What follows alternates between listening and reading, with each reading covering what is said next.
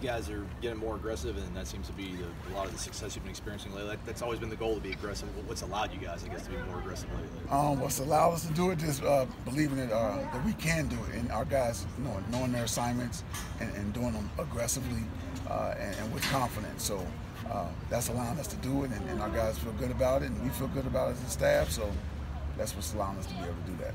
Even on some of those pressures where guys aren't necessarily sacking the quarterback, it seemed like the back end held up their end of the bargain. Are you seeing improved play out of your secondary? Yeah, you saw guys, because it changes up some coverages for them as well.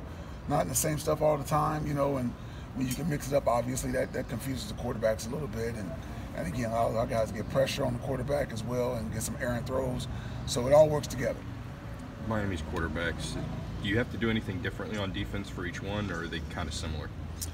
They are similar. I mean, there's some things I can't say. I can't share all that stuff, but they're similar in a lot of ways. They don't change up their offense, I can tell you that, not much. And they're good football players. Hamsah ended up blitzing a ton and seemed like he was successful with it. I guess what allows him to be an impactful blitzer from the secondary? So athletic, so versatile, man. Big, strong, fast, physical. And he's what you want as a football player, and he loves to do it. So that was good to see him having some success blitzing, and we'll see what we do with him this week. How far has he come? Is it in the time you've been here, just a complete football player? He's come a long ways. You can tell he was raw in his football knowledge and things like that, just because he hadn't played a whole lot, and he's still ready to be shaped and molded. He has a real bright future ahead of him, and really proud of him how he works at it, even off the field. He wants to be good. He wants to be good, and he's always trying to soak up all the knowledge that you can give him. What kind of weapon is DJ Dallas for him? He's a really good weapon. I mean, he's a good running back. He's a good player, man. He does a great job of seeing the holes, making the cuts, and things like that. Good football player. Brendan Gant coming off the edge, he's been in that position for a few weeks now. How have you seen him adapt to that? He's adapted very well. Brendan's a very aggressive young man, trying to go after people.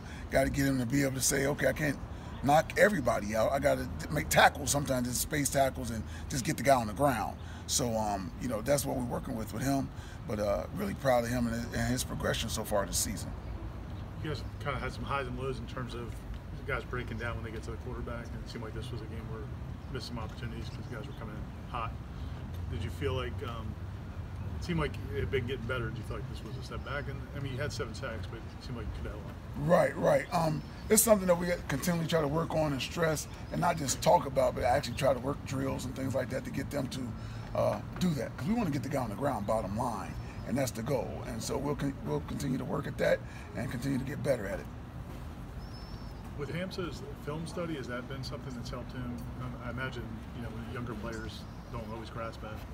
All of it, the film study, on the board work, just talking about, different things, not only where he belongs and where he fits, but where the entire defense fits, understanding the entire puzzle. And that's where his game has gone to another level, I think. Just understanding everybody's fits and where they need to be, not only himself. And he continues to work at it each and every day. Experiencing it for the first time last year, what are your thoughts on the Florida State-Miami rivalry? Or was it anything similar to what Michigan State and Michigan was like? Oh yeah, any rivalry, man. Those man, you got some great stories behind those, and obviously this is one of the most historical rivalries that you ever been a part of, and I'm glad to be a part of it, and look forward to another chapter in it on Saturday. Nose guard is in a position that gets a lot of attention usually, but how good has Robert Cooper been for you guys? He's been good, man. He's really come on the last couple of weeks. As big as he is, and he really cut his weight down this off season and this past off season, and is really doing what he should do to centers when he's lined up over top of them. Dominating them, changing the line of scrimmage in our favor.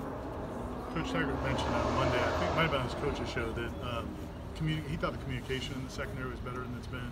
Have you seen that coming, and how dramatically different is it? Have seen it coming. We've gotten off the field in certain practice situations and let them just talk. Sometimes as coaches, you want to see everybody successful, and you're talking so much that you're not really knowing what the kids know, or what the players know, I should say. And so we've kind of backed away. Let's see what they know. Let them communicate.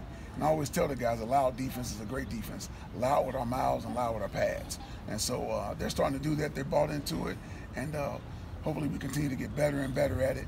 And they don't need us out there just always saying do this and do that. How much of Emmett's improved play is him being just healthy, and how much of it is just him just growing as a football player? Both. He's a very sharp young man. Being healthy obviously helps, and he understands the game. He's a smart football player. He has great questions. He understands where he fits and everybody else fits, and he's a good communicator. And if he doesn't understand something, he doesn't mind speaking up and saying, what do you mean by that, so he can get it right. So I'm really proud of him, and we just got to keep it going, keep it going. You don't have to prepare for it, I guess, luckily, Cam Akers. But what is, I mean, it's something that defensive corners have adapted to over the years because of the Wildcat, but I mean, is just him being able to throw a ball, I mean, just, I guess, how much of a luxury is it for you guys as a team to know that? Great luxury, man. He's a really good football player and having a really good year. I love to watch him run when I can, look up and watch him run, because he's doing a great job. Strong, and he's quick, physical, has great endurance, really good football player. How tough is it to make it in-game adjustments for something like that, when you see a team throw something completely different like that at you? It can be tough, but if you know some of these guys' backgrounds, you know, hey, this guy played quarterback in high school, this, that, and other, then you're prepared for it somewhat.